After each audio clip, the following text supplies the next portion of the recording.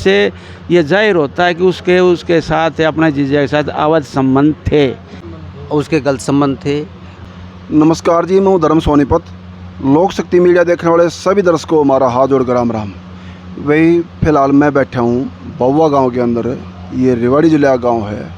एक 5-7 दिन पहले का मुद्दा ठंडा नहीं हुआ, जो एक प्रदीप दिल्ली पुलिस का हेड कांस्टेबल जो है स्पेशल सेल का जो है, उन्होंने आरोप लगाया था अपनी पुत्रवधू पे। और यहाँ ठीक उसी तरह का मामला है जो इन्होंने भी अपने पुत्रवधू आरोप लगाया है। बेटा खोया है 2 दिन पहले। वो कैसे खोया है, क्यों खोया है, इस बात की पुष्टि मीडिया नहीं कर रही। लेकिन आज कानून हम सब के लिए बराबर है।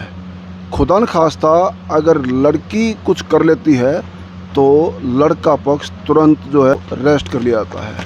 लेकिन 100 में से कोई रेयर केस मिलता है जो हस्बैंड वाइफ के तनाव में, गिले शिकवे में एक लड़का जान खोता है। वो 100 में से 1-2 केस होता है। वही केस यहाँ पाया गया है जो हस्बैंड वाइफ के झगड़े में आदमी ने जान गंवाई है। तो हमारे पास में पीड़ित परिवार हैं, उनके पिताजी, कुछ गांव के मौजूद लोग, 36 बिरादरी, पूरा समाज ये बैठा हुआ है। तो मैं इनसे चर्चा करूँगा क्या वजह हुई थी, क्या नहीं। तो मेरा आपको राम राम जी। राम राम जी। आप भाई बेटे के पिताजी हैं? हाँ, पिताजी हूँ। क्या नाम था बेटे का? तिलकराज जी। और आपका सर जी? बाबूलाल जी। आपके कितने बेटे हैं जी? मेरे 2 बेटे हैं जी। 2 बेटे हैं। ये बड़ा था छोटा था? ये छोटा था जी। इनकी शादी को कई साल हो गए थे? इनकी शादी हो गई 5 साल करीब हो गए जी। 5 साल। उम्र कितनी की होगी? 38 साल। और बच्चे इसमें तिलकराज में? तिलकराज का 2 साल का बच्चा है जी। एक बच्चा है। एक बच्चा है। थोड़ा जनता को बताओगे सर जी, मतलब आपका बेटा कैसे गया है, क्यों जान खोई उन्होंने, क्या वजह थी, असल कहानी क्या थी? जो हमारे जो पुत्रवधू थी, जी। लड़के की घरवाली, जी वो धमकी देती थी। जी जी। हाँ, तेरे पे ये कानून लगवाऊंगी, ये धारा लगवाऊंगी, तेरी जेल कटवाऊंगी, तेरी जमानत नहीं होगी और तेरे को जान से मरवाऊंगी। मेरा जीजा पुलिस में है, मेरा मामा पुलिस में है, ठीक है। तो इस तरह से उन्होंने जो है ना धमकी दी। लड़का जो है वो डिप्रेशन में आ गया और परेशान होने लग गया। कितने समय से दूर दूर हैं बेटा और पुत्रवधू आपकी? ये 2 साल से करीब है। मतलब परिवार की अप्रोच है, पावर है, उस पावर को शुद्ध उपयोग करो ना, घर बसाने में काम आएगी। हम तो घर बसाने के लिए तैयार हैं। हमें जो महिला सेल में भी यही कहा है बार बार, हम अब घर बसाएंगे, घर रखेंगे। बाकी जो है ना लड़की और लड़की वाले बोले नहीं, हम तो तलाक लेंगे, हम घर नहीं बसाना चाहते। फिर शादी क्यों करी दिनों को? ये तो जो उनकी मर्जी थी, कैसे किया था। उस लड़की के ना तो कोई, ना उसका बाप था, ना भाई था। और ये केस फाइल आपने कराया था कि आपकी पुत्रवधू ने कराया था जी? पुत्रवधू ने किया था। क्या मान गया, मतलब आपके यहाँ परेशानी क्या बता रही थी वो? बस उसने रहना नहीं था यहाँ वो, क्योंकि हाँ जी। अच्छा, फिर जो तिलकराज बेटा कुछ ये घटनाक्रम होने से पहले कुछ बताता था आपके आगे कि मेरे क्या परेशानी है बीबी से? वो यूँ कहता था हमेशा, मेरे को परेशान किया जा रहा है, धमकी दी जा रही है, मारने की धमकी दी जा रही है, जेल की धमकी दी जा रही है, ये तेरे पे ये धारा लगवाऊंगी, ये लगवाऊंगी। वो लड़का जो है ना डिप्रेशन में आ गया, परेशान होने लग गया, खाना पीना भी छोड़ दिया उसने। सर जी, मैं आपसे एक और चीज़ जानना चाहूँगा। ये तलाक, गिले शिकवे 2 बार सुने होंगे तो खुड़केंगे भी, थोड़े बहुत झगड़ेबाजी भी हो जाए हैं, लेकिन मेन मोटिव क्या है, मेन इशू क्या हो रहा है? घर बसने की नौबत क्या रही थी, क्या कारण था, किस किस को दोषी मानते हो, मेन बाधा क्या है? मेन बाधा ऐसे है जी, उसका जीजा है जी परवीन, जो है ना पुलिस में है। लड़की उसके पास रहती थी, उसी के पास थी, उसी की हिसाब चलती थी, उसी के वजह से हमें धमकी मिल रही थी।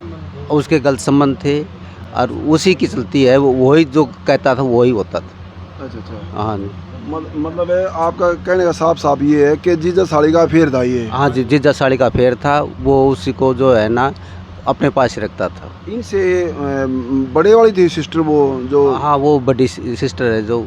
कई बार हमारा नज़रिया भी ये कह दे जी, मान ले वहाँ रह रही है, दुख में हो सुख में हो, तो कई बार नज़रिया ये माना जी उसका गलती हो, क्या पता गलत ना हो। गलती तो थी उनकी, आपस में जो मिल रहे थे। हाँ जी। इन बात का कोई कॉल रिकॉर्डिंग कोई आपके पास मतलब जनता पूछना चाहे तो कोई आपके पास सबूत है इन चीज़ों का जो ये तो जी वो लड़का तो एक्सपायर हो गया। जी जी आप लोग क्या लगते हैं सर इनके मैं इनका छोटा भाई हूँ जी। जी जी तो चाचा का लड़का हूँ मैं। जी तो जब भी ये लड़का गया है वो वहीं मिली है और उसको धक्का मार कर उसको बाहर निकाल देते हैं। उसको बंद भी किया है 1-2 बार जब भी गया लेने के लिए, और उन्होंने जब भी ये बात कही तो उसको बाहर निकाल देते थे वो। मतलब अपने आदमी को जीजा के पास में मिली है और आदमी को धक्का मार के बाहर निकाल दिया है। निकाल देती, ये ना? जबकि उसकी माँ वहीं रहती थी, लांगलोई के अंदर है। जी जी वो इकल्ली लेडीज है तो वो अपनी माँ के साथ क्यों नहीं रह सकती। इससे ये जाहिर होता है कि उसके साथ अपने जीजा के साथ अवैध संबंध थे, ये क्लियर है। अगर नहीं होते तो वो अपनी माँ के पास रहती, जी जी क्योंकि उसके पास कोई लड़का नहीं था ना वो कोई लड़की थी, वही इकल्ली सिंगल रहती है। तो सिंगल वो कितने बहन भाई हैं जी? ये सिर्फ 2 ही बहन हैं। पिताजी उनका वो एक्सपायर हो रहा है, मामा है बस। मामा है, तो इसलिए माँ लड़की का दायित्व तो बनता है अपनी माँ के पास रहने, जी, बिल्कुल। बुढ़ापे के अंदर, जी। नहीं कि किसी थर्ड पर्सन के पास रहने का जी, काम हो। और उसने ये जो भी मर्यादा थी वो सब त्याग करके और अपने जीजा के साथ ही रहती थी। और जब भी हम सीएम महिला सेल के अंदर गए हैं बिहानी, तो उसका जीजा और उसकी सिस्टर वो हर तारीख को आते थे। तो हमने उसको ये कहा भाई आप क्यों आते हो भाई, आवे तो या तो इसका माँ आवे या इसका भाई आ रहा हुआ हम क्यों किस लिए आते हो। तो उन्होंने कहा जी मारी भी तो लग गए तो भाई तुम्हारे लिया जा, मारो पेंडो छूट जिया, मारा लड़का साथ तो कोई घटना नहीं होगी, कोई भी या को मारो घर अपना दूसरी शादी कर लेगा। लेकिन उन्होंने मारी कोई बात नहीं। हमने यहाँ तक भी कहा भाई आप जो इसमें ज़्यादा इंटरफेयर करोगा तो कोई ना कोई नुकसान होगा। मैंने 25 तारीख को भी उसके पास फ़ोन किया है और वो नुकसान हो गया। और वो नुकसान हो गया। और उसने ये कहा मामा ने जी मैं आपको 2 दिन में बता करके अपनी सिस्टर से आपको मैं बता दूंगा, लेकिन वो आज तक हमारे पास उसको कोई जवाब नहीं आया। इससे जाहिर हो कि उसका मामा और वो भटेव जो भटेव लगता है वो उनकी आपस की साठगांठ थी, और साठगांठ की वजह से इस लड़के ने आत्महत्या की। उसको प्रेशर किया हुआ था, उसको टॉर्चर करते थे हर वक्त। उसको थाने का भी कोर्ट का भी रहा संबंध का भी वो डिप्रेशन मारा था, कुल मिला के। डिप्रेशन मारा। तो वो बस एक ही चीज़ सोचा भाई मुझे मेरा लड़का मिले। मैं को भाई लड़का ने तू छोड़ दिया नहीं आवेगी। मैंने यहाँ तक कह दिया था भाई मेरे बच्चे सब कोई नहीं है, मेरा घर पूरा खाली पड़ा हुआ है, तू महीनों रहे, 2 महीना रहे, 6 महीना रहे, तेने कोई भी जरूरत हो तो मैं पूरी करूँगा। तो उसका मामा ने और उसका जीजा ने ये कहा जी आप कहाँ तक पूरी कर दोगा। अरे जहाँ तक घर तो बस जा, कुछ समय के लिए तो घर बसा लो, अगर नहीं बसता है तो फिर अपने बस जा तो अपना घर पर आ जाइयो, और नहीं बसा तो पूरे रहे जो हमारे खराब समय निकल जाएगा जी। समय निकल जाए, क्योंकि आपत्ति कोई भी चीज़ बुरा दिन जो आते हैं उसको टालने लिए कोई ना कोई विधि बनाई जाती है। अच्छा एक और चीज़ है अंकल जी जो बताते हैं ना कि बड़े बुजुर्ग ये अवैध संबंध हमेशा जान की जोखिम होती है, वो सही कहते गलत कहते हैं जी? सही है। कई वैसे ये भी महापुरुषों की वाणी है। अब भाई कंचन तजना सहज और नारी का ने, और मान बढ़ाई ईर्षा दुर्लभ तजनी है। जी बिल्कुल। ये कोई मेरी वाणी नहीं है, ये महापुरुषों की जिन्होंने शोध करके इस वाणी को लिखा है। लेकिन जहाँ जिसके अवध संबंध बन जाते वो आदमी वहाँ से हटता नहीं चाहिए। कितनी भी उसके साथ आप हमदर्दी करो, कितनों भी प्रेशर डाल दो, वो अपनी बात को ही आगे रखेगा, क्योंकि दोषी आदमी कभी अपने दोष को कबूल नहीं करता। अभी आप लोग इस तथ्य में किस किस को दोषी मानते हो? इसके अंदर हम दोषी जो है, एक तो उसकी माँ है। जब भी हम गए महिला सेल के, वो हमेशा उसको ऊपर मारने के लिए मेरी आंखों से आगे चले जा, मैं जान से मार दूँ। मैं बोलो तेरो बेटो से बदतमीजी के व्यापार हो रही है। मैंने पुलिस को भी कहा, और मैंने यहाँ तक कहा भी आप यहाँ कैमरा क्यों नहीं है, सीसी कैमरा होना चाहिए जब इस तरह के। और दूसरा तो दोषी किसको मानते हो? दूसरा उसका जो मम्मा है संदीप, वह दोषी है। एक वह जो है हमारे जो पुत्र वधू है वह दोषी है, और 2 जो है वह उसका बहनेऊ और उसकी वह सिस्टर है। 2 आदमी और है जो मैंने पुलिस में भी ये लिखवाया है, भाई हम उसको चेहरे से जानते लेकिन नाम से वापसगार नहीं है, क्योंकि हमारी वहाँ जानकारी तो थी को नहीं, लड़कों जाया करे तो, और तो यहाँ से कोई जगह गया ही नहीं, क्यों ऐसा कोई प्रोग्राम नहीं हुआ, केवल शादी में तो हम ये गए थे। अभी आपने शिकायत दी पुलिस को? ये पुलिस को हमने शिकायतें दे दी है और उनको कह भी दिया है भाई आप इस केस को दर्ज करिए। उन्होंने ये कहा भाई कोई से बदलाव से ये मौका हमें कोई मजहब मारो बालक ही निकल गए हमारे घर से, तो हमें इसमें और सोचने की क्या ज़रूरत है। आपने जो भी धाराएं लगती है वह धाराएं इसके ऊपर लागू किए और केस को पुट अप करके कोर्ट के अंदर भेजिए। तो उन्होंने कहा जी ठीक है, हमें कार्रवाई कर रहे हैं और जितनी भी कोशिश होगी हम आपके पक्ष के अंदर पूरी हमदर्दी से आपका केस को डील पक्ष करेंगे। की नहीं, सच्चाई की जांच होनी चाहिए। बस नहीं, वो तो हमने उसको कह दिया था भाई जो दोषी है उन्हीं को दोष देना चाहिए, दोषी है निर्दोष को नहीं। लेकिन इसके अंदर हमने 7 आदमी, इसको 500 का नाम हमने दिए, 2 आदमी नहीं दिए, लेकिन हमने और किसी भी लेडीज़ का किसी भी जेंट्स का हमने किसी का नाम नहीं लिया। क्यों? आखिर निर्दोष, आज हम भी तो दोष का भागी बनाएंगा। आज अगर किसी को हम दोषी ठहराते हैं, फंसाएंगे तो हमारे ऊपर भी दोष लगेगा। तो दोषी को कभी बख्शना, ये भी बाबा साहब ने कहा आके जो आदमी अत्याचार अन्याय करता है उसको बख्शो मत, उसको उसकी सज़ा दिलाओ।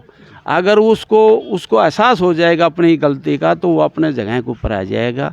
अगर हम इस तरह ही चलते रहेंगे और उसकी बातों को मानते रहेंगे तो एक न दिन कोई भी घटना घट सकती है और उस घटना का जो सब बहुत बुरा इल्ज़ाम होगा। आज जो बड़े बुजुर्ग हैं, बेटा खोया है इन्होंने, जबकि काफ़ी 100 में से एक आधा केस ऐसा मिलता है जो हस्बैंड वाइफ के तनाव में लड़का जान गंवाता है। और कानून तो सबके लिए बराबर है। अगर यही घटना उनकी बेटी कर लेती तो अब से पहले जिसका नाम लेते हैं बिना पूछे अंदर चले जाते हैं जी। और आज जो है हमारा जो उच्च अधिकारी आला है पुलिस प्रशासन के, उनसे एक नम्र निवेदन है कि इसकी गहनता से जांच करें और जो है जनता का, इन सब का और हमारा भी एक सुरक्षा कवच है पुलिस प्रशासन। कोई भी पीड़ित आदमी होता है अपनी पीड़ा को लेकर पुलिस स्टेशन जाता है और बेहद उम्मीद होती है कि उनको इंसाफ मिलेगा, उनकी पैरवी होगी। तो इनको भी पुलिस प्रशासन की ज़रूरत है और हमने पुलिस प्रशासन को अपनी न्यायपालिका पर पूर्ण रूप से भरोसा है कि पुलिस तस्दीक में जो भी आरोपी सामने आता है उसके खिलाफ कड़ी से कड़ी कार्रवाई हो। और इन तमाम बातों की पुष्टि मीडिया के नहीं, पीड़ित परिवार के आरोप हैं। दूसरा पक्ष अगर उनको ये लगता है कि ये गलत दिशा दे रहे हैं, गलत बता रहे हैं कुछ, तो अपना पक्ष वो भी रख सकते हैं। स्क्रीन पर दिया हुआ नंबर कॉल करके मीडिया को भी बुला सकते हैं, अपना पक्ष रख सकते हैं। इसमें हमें दोनों पक्ष बराबर हैं। और आप लोग इन बुजुर्ग आदमी पीड़ा को लेकर ज़्यादा शेयर करते रहना और बने लोक शक्ति मीडिया से। धन्यवाद। सत्यमेव जयते।